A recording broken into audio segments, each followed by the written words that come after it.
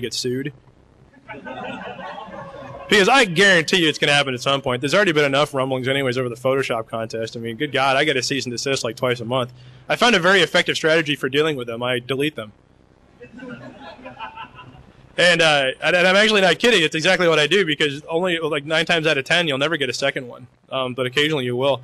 There was one though that I got from a company, and I've said this before in a couple of interviews I've done that I won't name because things actually worked out pretty well. But had it not worked out well, I would have nailed them to the wall, because it was a company that had no business in a million years coming after us.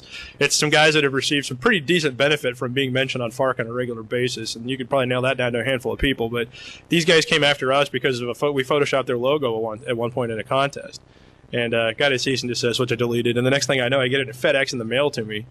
They were jumping up and down, you know, whatever. But basically what the boiled down to is that they were trying to come at us under the Digital Millennium Copyright Act, which is, interestingly, has harsher protections for online stuff than regular stuff. Like satire is kind of illegal underneath the DMCA. But only because no one's actually fought this thing yet. There was a time where a United Feature Syndicate was coming after us because we photoshopped, there was a For Better or For Worse cartoon that came out where Grandpa got laid or something like that. They got pulled from half of the newspapers in the country. And we photoshopped that, and the United Features sent us cease and desist and just jumped up and down like crazy. So I called the EFF because they have guys that work on retainer over there for free to fight this stuff. And I talked to one of their attorneys, and he's like, well, you got a little bit of a problem here. And I said, well, what's that? And he's like, well, I mean, this probably is fair use without a doubt, but it's a federal judge you got to go in front of, and those guys get a pointer for life, and some of them are pretty loopy. And he's like, and as an attorney, you don't really want to be in a situation where you're going to walk into federal court without a slam dunk. And he said, in your particular case, this is not a slam dunk. And I asked him, well, why is that? And he said, well, there's a difference between parody and what you're doing. He said, let me give you a good example, because you use Weird Al as the example. Weird Al does Eat It based off of Michael Jackson's Beat It. That's fine. Parody, protected. He can sell it. Doesn't have to have Michael Jackson's permission. He can just do it. But when Weird Al did Yoda based off of the song Lola by the Kinks, he didn't have to pay George Lucas anything, but he sure as hell had to pay the Kinks, because he wasn't making a parody of their song. He was making a parody of Star Wars. And that's the issue. And basically, you can't say that every single one of these photoshops that was submitted is a parody of the cartoon, because some of them have nothing to do with the cartoon at all. So he says he says it probably still is fair use, but you know, it's like you don't, as an attorney, you don't want to walk in a situation like that. Interestingly, though, there have been a couple other Photoshop sites. Whenever this happened, I get an email from other sites get these cease and desist. I get contacted by these guys because they figure I probably have gone through something similar before, and they're right. And 2 or 3 of these guys have actually gone to small claims court with photographers trying to come after them and have succeeded in winning fair use. So now there's a little bit of case law behind it. And so if they're on top of the fact that it's probably illegal anyways. So if it ever comes down to it, it should be fun. But in general, one of the tactics that people will do when they try to sue you is they basically try to run you out of money so you don't ever get to trial in the first place. Perfect example, in Kentucky, there's a company called the Kern's Bread Company, which owns the trademark to Derby Pie, which is ridiculous because everybody and their mom has got a cookbook, you know, going back 100 years with a recipe for Derby Pie. And it isn't even the one that they use. I mean, Derby Pie, one of the main components in it is bourbon. There's no bourbon in Kern's Bread's Derby Pie, but they got the trademark. And so now they aggressively sue anybody that tries to come up with a Derby Pie. And this actually happened to a friend of mine that runs a diner in downtown Frankfort, Kentucky, where he was selling Derby Pie. And one day the president of the Kern's Bread Company walked in the door and said, "Hi, oh, some of your Derby Pie." And he did. And he said, introduced him, told him who he was. And he says, "You need to not sell this or I'll sue you." And Rick threw him out of his restaurant. Got a $2 million lawsuit hit with him the following day. And he fought it up until basically it got to the point where he was starting to have to file legal fees to defend this thing. And it didn't matter that much to him, so he just let him roll over. But the test for the trademark stuff like that is that it's basically what does the general public think? Do they think it's a trademark or do they think it's something that shouldn't be? That's why you see really aggressive defense of intellectual property by Coke, because if Coke becomes a thing and not a drink that they make, then they lose the trademark. And that's actually happened. I forget with what exactly. It was either Kleenex or Jell-O or something like that, but you can think of a million different areas where this actually comes up, and that's why they're so aggressive on it, because they lose the trademark, then they don't get a chance to defend it, and Pepsi could come out with a Coke because it's a thing now. But that's the thing is, if anybody ever actually does sue us for anything, whether or not we've actually done anything or not, that's the tactic they'll use is to try to run us out of money. And so we're kind of stockpiling for that eventuality because it's going to happen. It's a matter of time.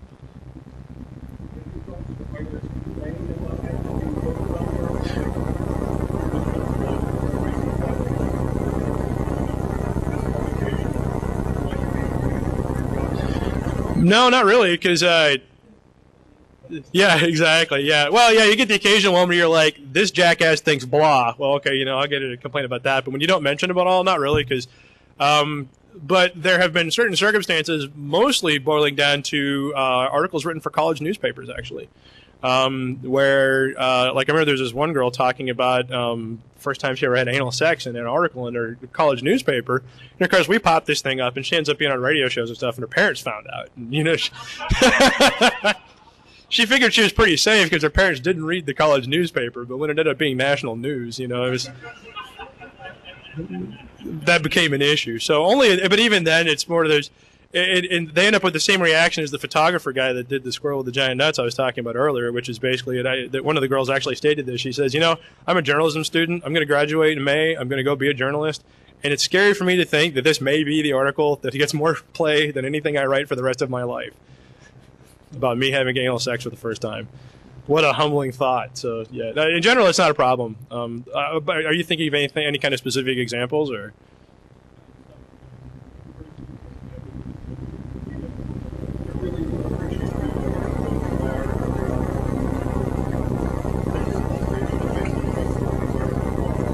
Oh, right. Yeah, I see what you're saying. Yeah.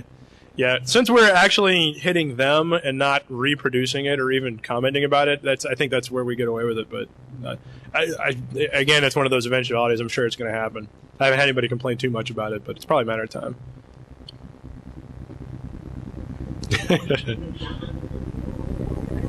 Oh, there we go.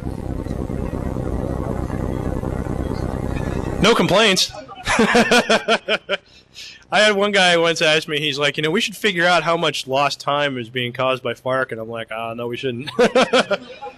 I don't want to know about it. That's one of the things that I'll talk about in person, no problem. But I don't want to put it on the website anywhere because I don't want FARC to be known as that place where people waste time. Because then FARC ends up being in that same category in web filters at people's offices. And then we lose readership because most of our readers read at work. We have been submitted by people that are pissed off at the website as like hardcore porn, but you can usually contact the guys that are blocking it and say, hey, this isn't hardcore porn, some jackass sent it in, because most of those filtering companies, they don't check, they just assume that if it's wrong somebody will complain. You know, I suppose that's easier than actually doing work. What's that? No, actually, well, not that I know of, I should say, but none of them's actually blocked us because of that. But we have ended up on a few of them before, and I think the worst case we ended up getting stuck in entertainment. I couldn't convince these one guys that we were news, and honestly, I can see why they would not think so. But yeah, we ended up not being able to do that. So yeah, hit me. Any which? Oh, you mean like similar stuff, or not really? I mean, the problem is that there aren't really many sites that are doing what we're doing at all. I mean, there's a bunch of like guys that are trying to copy exactly what we're doing, but that's not really close. I mean, Slashdot and Drudge probably. I mean, that's probably as close as you're going to get. I can't get a hold of Drudge for some reason. I keep dropping him emails and stuff. He won't write me back. I did complain to him once though, because we gave him a huge tip once, and he just went on to pretend like it was his deal that he came up with. That's one of the things that actually irritates me about sites like that, is like, because I never in a million years will pretend like we're coming up with this shit. I'm not rolling around finding this stuff, and it's being sent to us. You know, this isn't me doing it. I'm just like, oh, that's funny. Up it goes. But I didn't write it. You know, most of the ones we send is not right. I'm not claiming ownership of this. We don't break news. I just kind of happen to see it and it pops up. But sites like Drudge and whatever do claim that they find this stuff, even though they completely exist off of tips too. Although Drudge does have a couple guys that do fact check. In this particular case, it was the morning that Marlon Brando died, which was kind of an interesting story. I had to drive to Chicago that day for something. Don't remember what. And I was in the queue in the morning, get ready to take off, and there was one news flash at 5 o'clock in the morning saying Marlon Brando died. And I check it out, and it's a TV station in Las Vegas. And it's one of the ABC affiliate, and they're like, Marlon Brando dead, and they got the big career retrospective, but nothing else. And I was like, is this fake? Doesn't make any sense. So I checked it out, and yeah, it was a real news site. It didn't seem to be fake, and I was getting ready to just go ahead and kill this thing off until I looked into the comments there, because the Total Farkers were already checking it out. They were scouring around on the internet, and they could not find any other mention of this. But the guy that originally posted it said, I live in Vegas, I'm here, it's early in the morning, and they are running a non-stop Marlon Brando retrospective on the ABC affiliate. I don't know why. They think he's dead. Nobody else does, but they do. And I was like, all right, that's good enough. So I popped it up. So the next thing I know, like literally 2 seconds later, the smoking gun IMs me, and they're like, Brendo's dead? And I said, I don't know. These guys in Vegas think he is. And they're like, well, have you followed up? I was like, I told them what had happened. I said, this is all I've got. You check it out. And they're like, okay, well, we're going to go tell Drudge, because they've got Drudge and IM there. So they go tell Drudge. And next thing that happens is that it goes up on Drudge. The Total Farkers are tracking this as it goes. It goes up at Drudge and says, Marlon Brando dead. Elaborate hoax, ? That was up for about 15 minutes. And then the elaborate hoax was taken off. And then they added family contacted confirmed. And that was the second place that I had seen anything about Brando being dead. And that was kind of fascinating. So but in the meantime, they're talking about Drudge exclusive, blah, blah, blah. And all throughout the media, they're like, and Drudge Report had it first before anybody else. And I was like, wait a minute, you fucker. So I came back later in the day. I'd come back home. I'd gone out and played soccer. I play soccer like 4 nights a week, and then I go out drinking afterwards because if I don't, I can't sleep with all the adrenaline. And so I'm drunk and I'm pissed. I'm like, whatever that fucker Drudge. So I hit the smoking gun guys were still up. And so I hit him at work, and I told him, I said, hey, can you tell that bastard Drudge if he ends up doing that kind of thing again to at least give us a little bit of credit? I mean, Christ, we handed that thing to him on a plate. He could at least say, I saw it on Fark. I mean, come on. Didn't get a response back, but I heard from some Total Farkers that later that week on his radio show, he talked about Fark for like half an hour. So I was like, oh, okay, that sounds pretty good. I wrote him a couple emails, but I never heard anything from the guy. So I don't hate the guy or not. It's just kind of an odd duck. So, but that was a weird situation. So yes. Yeah, for the main page we do, yeah. Yeah. What's that? If they go to the main page, it's on there. We actually should do that, though. You're right. There's not one for Total Fark, no. Yeah, we thought about it. Things just too freaking big anyways. And it updates it would not stop updating. The overhead would be ridiculous. I mean, new links come in every minute. So it would be, have to refresh constantly, and there's probably no point in that. Yeah, yeah, we got that. Yeah, we had somebody set that up for us, actually. There's a guy who had it, and he's like, I really like your site, and I wanted to have it go, so here's the code, just put this up there. And I'm like, all right, sure, that sounds good. Yeah, that's actually happening. We've had a bunch of people that have written some Fark extensions for Firefox, which are kind of cool. Those are on the page somewhere. I know they're on there somewhere. I forget where the hell I put them. But, so, yes.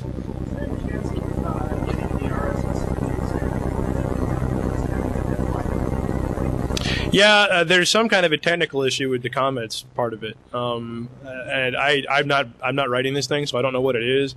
But I know that there's some kind of a holdup that they've been struggling with for a little bit, and I don't know what the hell it is. Yeah, it's being worked on, but I don't know what the problem is. There's something. Yes. I didn't cover it, actually. It's the exact same setup that Slashdot has. We're not running slash code, but independently, without talking to them, we built the same site the same way. FreeBSD, MySQL, Apache, and Perl. It's the exact same stuff. We're doing it with 3 boxes. They're doing it with 9 or 12, I think, or something like that. So.